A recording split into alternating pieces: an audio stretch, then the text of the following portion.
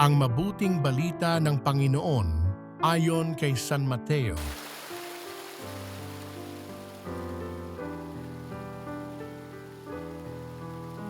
Noon ding araw na iyon, si Jesus ay lumabas ng bahay at naupo sa tabi ng lawa. Pinagkalimpumpunan siya ng makapal na tao, kaya sumakay siya sa isang bangka at doon naupo. Nasa dalampasigan naman ang mga tao at nagturo siya ng maraming bagay sa pamamagitan ng mga talinghaga. May isang magsasakang lumabas upang maghasik. Sa kanyang paghahasik ay may binhing nalaglag sa tabi ng daan. Dumating ang mga ibon at tinuka ang mga iyon. May binhi namang nalaglag sa kabatuhan sapagkat manipis lang ang lupa roon. Sumibol agad ang binhing iyon, ngunit nang mapabilad sa matinding sikat ng araw ay natuyo, palibhasay, walang gaanong ugat. May binhi namang nalaglag sa dawagan. Lumago ang mga dawag at ininis ang mga iyon. Ngunit ang binhing nalaglag sa mabuting lupa ay nag-uhay. May tigsasandaan, may tig-60 at may tig-30 butil ang bawat uhay. Ang may pandinig ay makinig. Lumapit ang mga alagad at tinanong si Jesus, "Bakit po ninyo dinadaan sa talinghaga ang inyong pagsasalita sa kanila?" Sumagot siya, "Ipinagkaloob sa inyo na malaman ang mga lihim tungkol sa paghahari ng Diyos, ngunit hindi ito ipinagkaloob sa kanila. Sapagkat ang mayroon ay bibigyan pa at mananagana, ngunit ang wala, kahit ang kakaunting nasa kanya ay kukunin pa.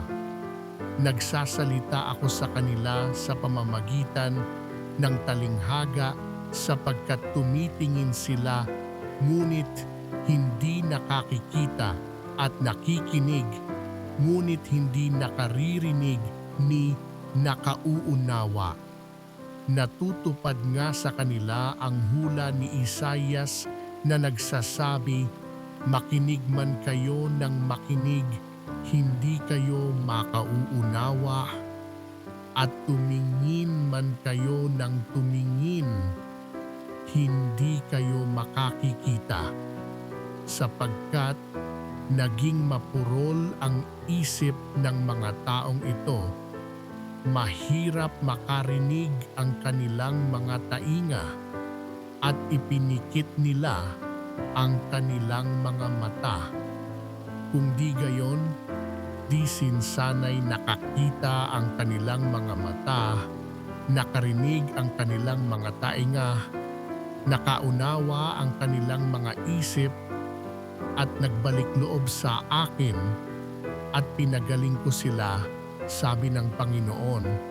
"Mapalad kayo, sapagkat nakakikita ang inyong mga mata at nakaririnig ang inyong mga tainga. Sinasabi ko sa inyo, maraming propeta at matutuwid na tao ang nagnasang makakata sa inyong nakikita, ngunit hindi ito nakita, at makarinig sa inyong naririnig, ngunit hindi ito napakinggan. Pakinggan nga ninyo ang kahulugan ng talinghaga tungkol sa manghahasik.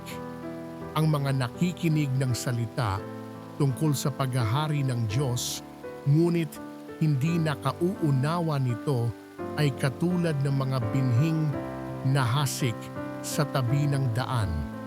Dumarating ang masama at inaagaw ang nahasik sa kanilang puso.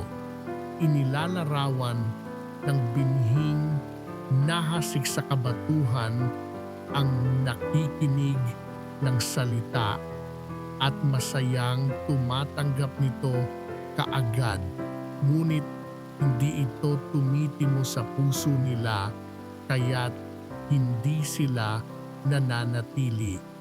pagdating ng mga kapighatian o pag-usig dahil sa salita, agad silang nanlalamig. Inilalarawan naman ng naghasik sa dawagan ang nakikinig ng salita, ngunit naging abala sa mga bagay ukol sa mundong ito at naging maibigin sa mga kayamanan, anupat ang salita'y nawalan na ng puwang sa kanilang puso, kaya't hindi makapamunga. At inilalarawan ng naghasik sa matabang lupa ang mga nakikinig ng salita at nakauunawa nito. Sila'y namumunga, may tigsasandaan, may tiga-60 at may tigtatalumpu.